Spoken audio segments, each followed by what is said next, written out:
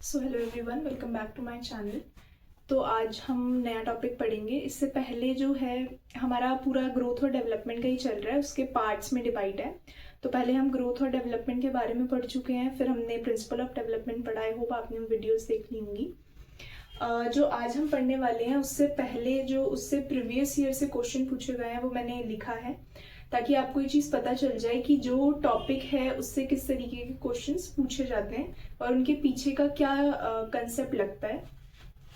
तो देखिए, which of the following statement best sum up the relationship between development and learning. तो जो आज का हमारा टॉपिक है वो है कॉग्निटिव अप्रोच टू लर्निंग का, उससे ये क्वेश्चन पूछा गया है। हिंदी में देखिए, निम्नलिखित में से कौन सा कथन विकास और अधिगम के बीच संबंध को सर्वश्रेष्ठ रूप से जोड़ता है। इसके ऑप्शंस हैं, learning and development are interrelated in a complex manner, अधिगम और विकास एक जटिल तरीके से अंतर संबंधित है।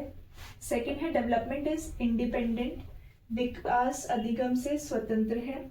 लर्निंग ट्रेल्स बिहाइंड डेवलपमेंट, अधिगम विकास से पीछे रहता है। Learning and development are synonyms terms, अधिगम और विकास समानार्थक है। तो देखिए, इसका जो ऑप्शन है, जो करेक्ट आंसर है वो है फर्स्ट, कि learning and development are interrelated in a complex manner. अब हम आज का जो टॉपिक है हम इसी को मेन पॉइंट बनाकर समझेंगे कि इसके पीछे का क्या रीजन है, लर्निंग और डेवलपमेंट को क्यों एक कॉम्प्लेक्स मैनर में इंटर रिलेट किया गया है, या किस तरीके से कॉम्प्लेक्स मैनर से इंटर रिलेट करता है एक दूसरे से। तो यही आज हम अच्छी तरीके से समझेंगे। ये जो क्वेश्चन है वो PYQ का है, ये पूछा गया था। तो हम अपना नया टॉपिक आज का जो है वो स्टार्ट करते हैं।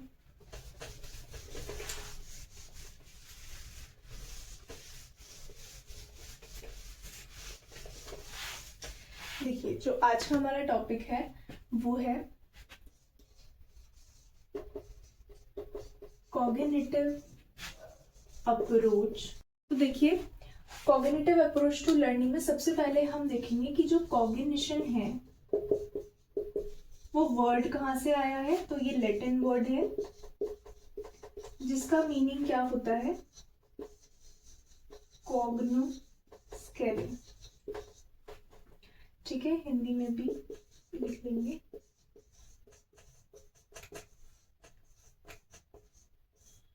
कॉग्नोस्केरे, जिसका मतलब क्या होता है, टू परसीव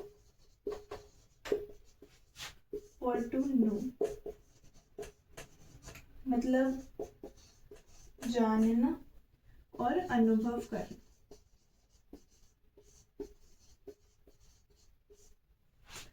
देखिए, कॉग्निशन होता क्या है कि हमारी किसी भी चीज को लेके क्या नॉलेज है। कॉग्निटिव स्ट्रक्चर आपने प्याजे में हम वैसे पढ़ेंगे आगे, बट मैं आपको एक होलसम चीज बता देती हूँ कि कॉग्निशन क्या होता है कि जो भी हमारी नॉलेज होती है, किस तरीके से हम वर्ल्ड में रिएक्ट करते हैं, वो सारा का सारा हमारा कॉग्निशन ही तो है। मेरे सामने कोई भी इंडिविजुअल आ रहा है, मैं किस तरीके से रिएक्ट कर रही हूँ, क्या चीजों पे मैं सिचुएशन में क्या रिएक्शन कर रही हूँ, तो वो सारा किसके ऊपर बेस होगा, मेरी कॉग्निशन के ऊपर, कि मेरे को किसी चीज के बारे में क्या नॉलेज है, किस तरीके से मैं चीजों को डील करती हूँ, क्या मेरा पर्सपेक्टिव है चीजों को लेके। तो ये सारा का सारा हमारा कॉग्निशन का ही पार्ट होता है कि हम अपने वर्ल्ड में किस तरीके से रियल लाइफ सिचुएशन में किस तरीके से डील कर रहे हैं, क्या क्या चीजें हम फेस कर रहे हैं, क्या क्या हम रिएक्शन एक्शन कर रहे हैं। तो वो सारा का सारा हमारा कॉग्निशन होता है। तो वो यही कहते हैं कि जो कॉग्निशन है वो कौन से वर्ड से आया है, तो वही लैटिन वर्ड से आया है, कॉग्नोस्केरे, जिसका मतलब होता है टू परसीव और टू नो। देखेंगे, अब हम देखेंगे कि किस तरीके से जो कॉग्निशन है और जो लर्निंग है वो एक दूसरे से रिलेटेड है। तो हम कहते हैं कि जो लर्निंग होती है, आपने देखा होगा लर्निंग, और पहले एक्विजिशन कर लेते हैं। ये चीज आपने पहले से पढ़ी भी होगी कि लर्निंग क्या होता है और एक्विजिशन क्या होता है। लर्निंग होता है अधिगम और एक्विजिशन होता है अर्जन। ये हम लोगों ने अच्छी तरीके से समझा है कि लर्निंग होता है कि भाई हमें एफर्ट्स डालने पड़ते हैं, हमें अगर कोई चीज सीखनी है तो हमें उसको एफर्ट डाल के चीजों को सीखना पड़ेगा, वो लर्निंग होती है। जहां पे हम एफर्ट डालते हैं वो लर्निंग होती है, और जो ऑटोमेटिकली हो जाती है अपने एनवायरनमेंट, हमारे घर का एनवायरनमेंट कैसा है, या हमारा आसपास का एनवायरनमेंट कैसा है, स्कूल का एनवायरनमेंट कैसा है, जो हम ऑटोमेटिकली चीजें सीखते हैं विदाउट एनी एफर्ट, वो एक्विजिशन होती है। तो लर्निंग क्या होती है, हमारा कॉग्निटिव एफर्ट है। ये क्या है, संज्ञानात्मक प्रयास है ये, कि भाई हमें एफर्ट डालना ही पड़ेगा अगर हमें लर्निंग करनी है तो। पर एक्विजिशन क्या होता है, विदाउट एनी एफर्ट, मतलब कि जो भी चीज हम बिना प्रयास के सीख जाते हैं, ठीक है, प्रयास बिना ही हम चीजों को सीख जाते हैं, वो चीज क्या होती है, हमारी एक्विजिशन होती है। तो ये चीज तो हमें ऑलरेडी पता है कि ये कॉग्निटिव एफर्ट है। इसमें हम एग्जांपल में समझ लेते हैं कि जो भी हमारी लैंग्वेज होती है, जो हमारी मदर टंग है, ठीक है, जो हमारी मातृभाषा है, वो हमारी एक्विजिशन में आती है। किसी ने हमें हिंदी बोलना सिखाया नहीं है, ठीक है, हमने कंसेप्ट, ग्रामर के कंसेप्ट जरूर सीखे हैं, पर बोलना क्या हमें किसी ने सिखाया है? या जो भी आप लोगों की मातृभाषा है वो क्या किसी ने सिखाई है आपको? नहीं, आपको ऑटोमेटिकली आती है।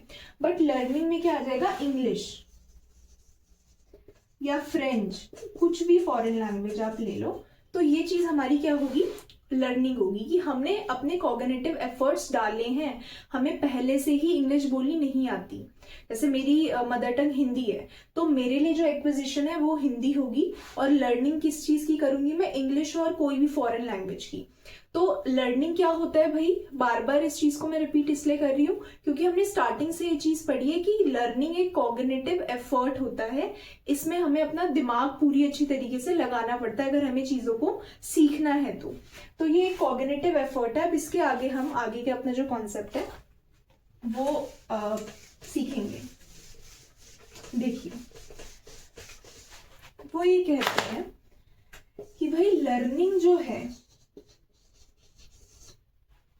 is a cognitive effort or learning acquired through change in cognitive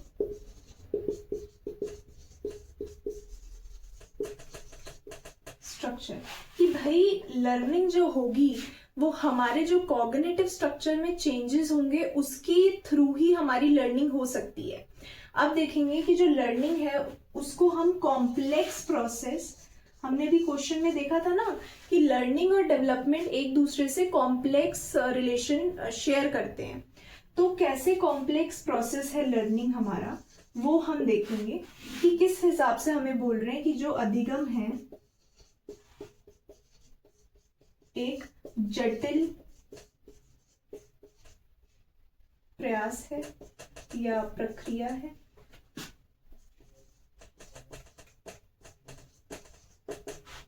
ठीक है, देखो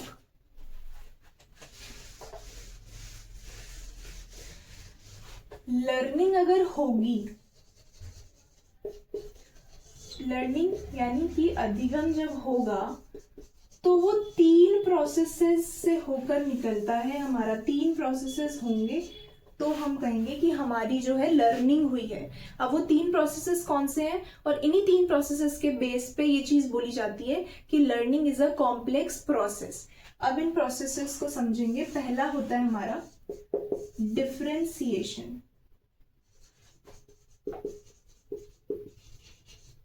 ठीक है। डिफरेंशिएशन को हिंदी में कहते हैं विभेदीकरण, ठीक है। पहला जो प्रोसेस है हमारा कि लर्निंग हो रही है तो पहला प्रोसेस क्या होगा हमारा, डिफरेंशिएशन। फिर सेकंड होता है जनरलाइजेशन। जनरलाइजेशन का मतलब क्या हो गया हमारा, सामान्यीकरण, ठीक है। फिर थर्ड जो प्रोसेस होता है, यहाँ जगह ही नहीं बच रही है, मैं नीचे करके लिखूं। थर्ड जो प्रोसेस होता है वो हमारा होता है रिकंस्ट्रक्शन का। रिकंस्ट्रक्शन मतलब पुनर्निर्माण, ठीक है।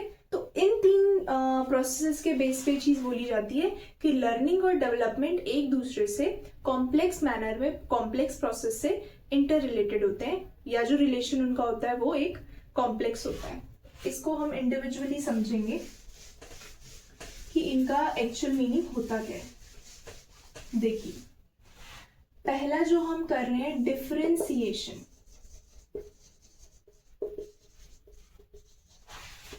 यानी कि विभेदीकरण।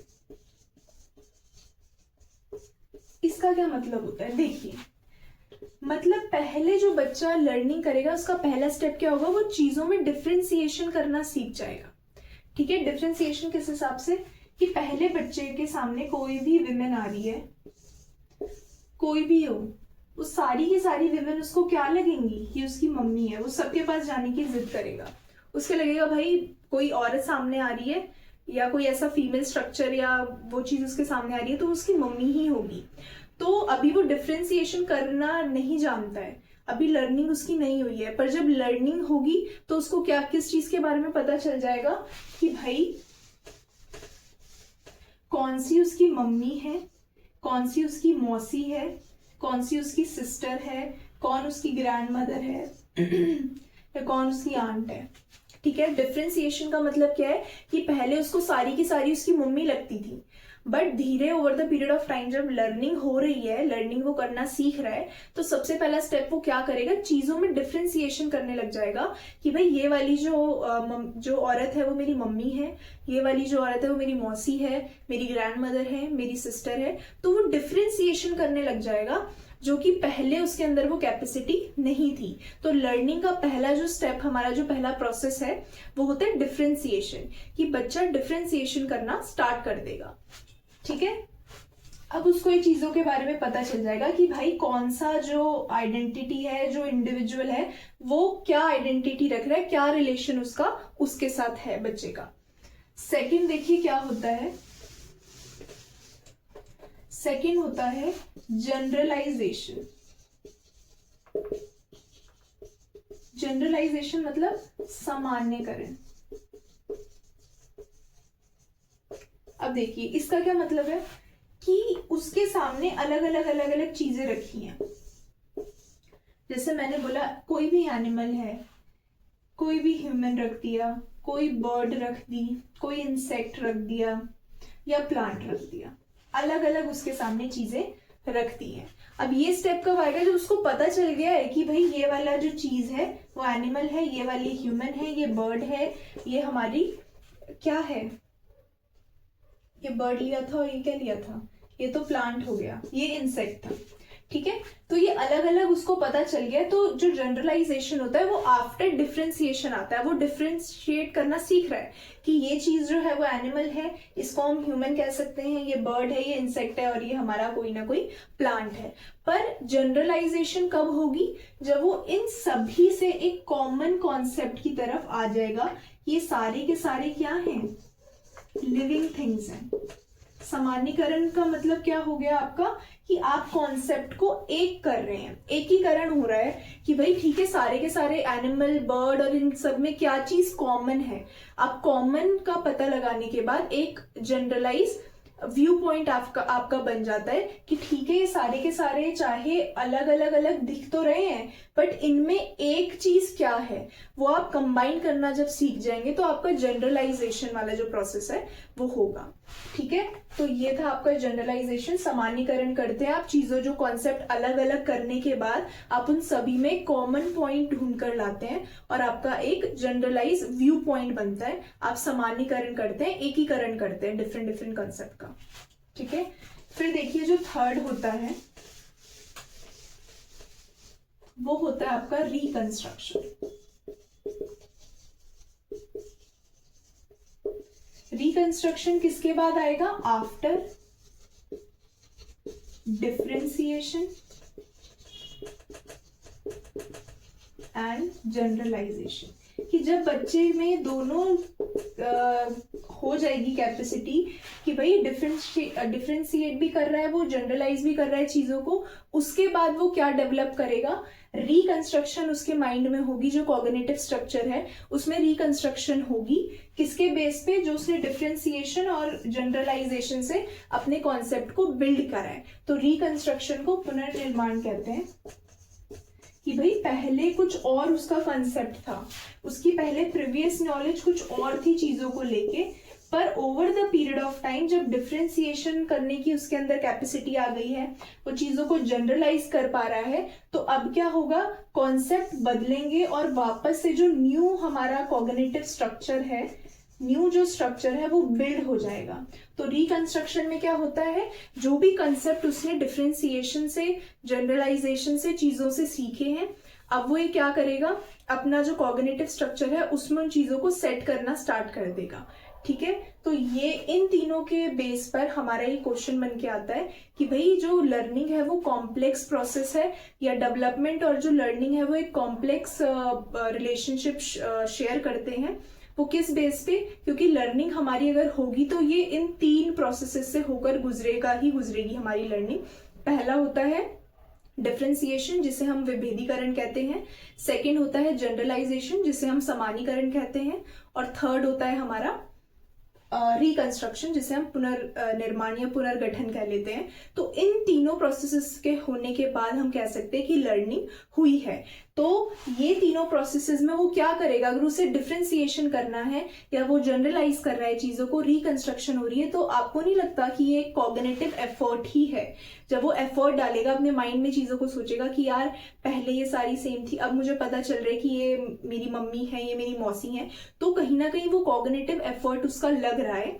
और कॉग्निटिव एफर्ट लगने के बाद ये जो तीन प्रोसेसेस हमारे हो रहे हैं, ये कॉम्प्लेक्स प्रोसेसेस हैं। एक कॉम्प्लेक्स कॉग्निटिव एफर्ट लगा रहा है बच्चा, तभी उसकी लर्निंग जो है वो हो रही है। तो आई होप आपको ये वाला जो क्वेश्चन है उसके पीछे का कॉन्सेप्ट समझ में आया होगा।